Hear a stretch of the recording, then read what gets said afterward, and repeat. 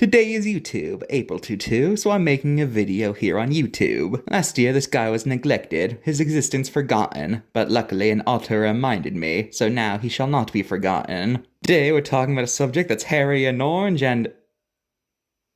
Okay, I'm gonna stop. Anyway, that's right everybody, welcome back to Monsters of the Mind. We got a special episode today about, well, one of the only monsters you can really associate with Earth Day. So let's get into this. This is the Lorax. He speaks for the trees. Like most of Dr. Seuss's creatures, he's a rather abstract being. Being more so the general idea of a creature rather than any specific thing. He's small, hairy, orange, and has a big blonde mustache. He's described as the speaker for the trees you see have no tongue, but it's implied he's a general guardian of nature in general, since it's also said he's in charge of the animals of the forest.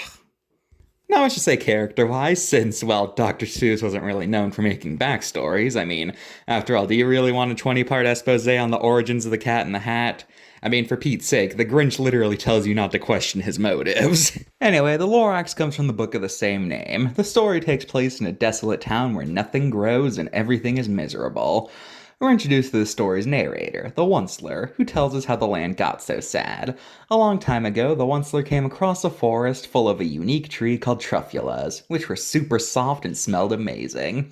So he chopped a tree down and used their foliage to make an object called a thanid, which is a wonder object that can do anything.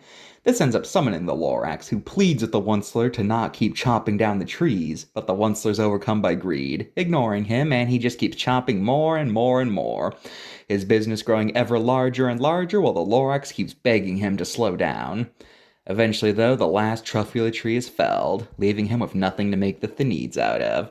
He quickly goes out of business as he's left to wallow in the wasteland he's created, as the Lorax takes his leave, leaving him behind a rock with one word: unless.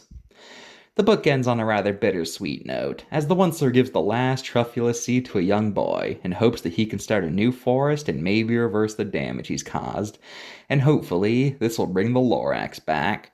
Because after all, unless someone like you cares a whole awful lot, nothing is going to get better. It's not.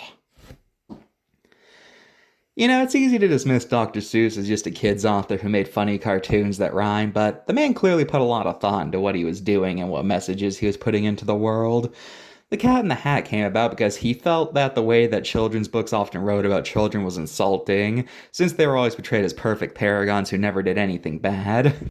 The Grinch came about because he really was feeling that way about Christmas time. He felt like people had completely missed the point of Christmas and were just seeing it as a day to buy things.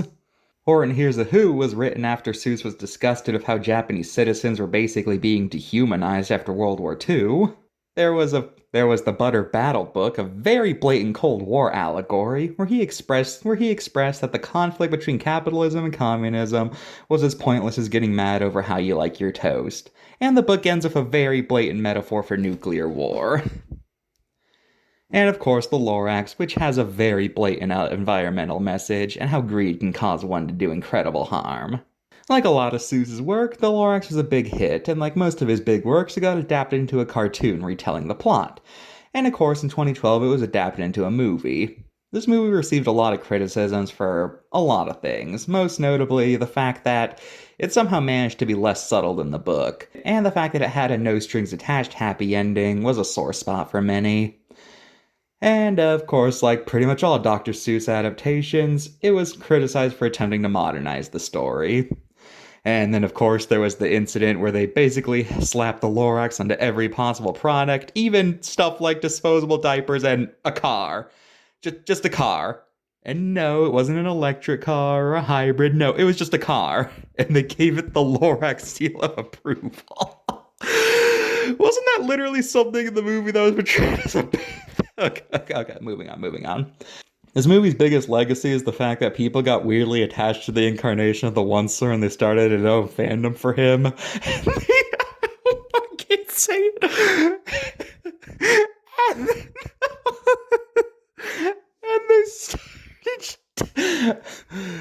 And they started shipping him with himself.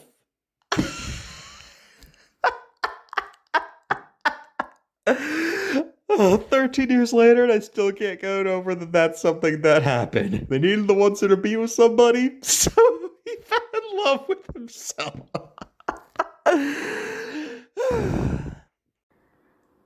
To this day, the Lorax is one of the most well-respected pieces of environmental literature, but why? This is usually a genre that's often mocked and made fun of, so what made the Lorax different? Honestly, I think it's because of its subtlety. A lot of environmental media has the problem where the villains are just, rah, rah, I hate the environment, destroy it all, rah, rah, rah, robble, robble, robble. And they never have any motivation at all for this, they're just doing it because. Yeah, the Lorax doesn't really do that. The Onceler is a guy who just becomes consumed by greed and short-sightedness as time goes on and ends up doing harm without even really realizing it. And as the special pointed out, completely shutting down the need of production isn't the answer either. After all, people still need jobs. So it's all about making sure you don't go too far and sustainability, really. Since it's not really the needs that's the problem, it's the fact that the way they're made isn't sustainable. I also think that the Lorax is respected because it actually has a hopeful ending.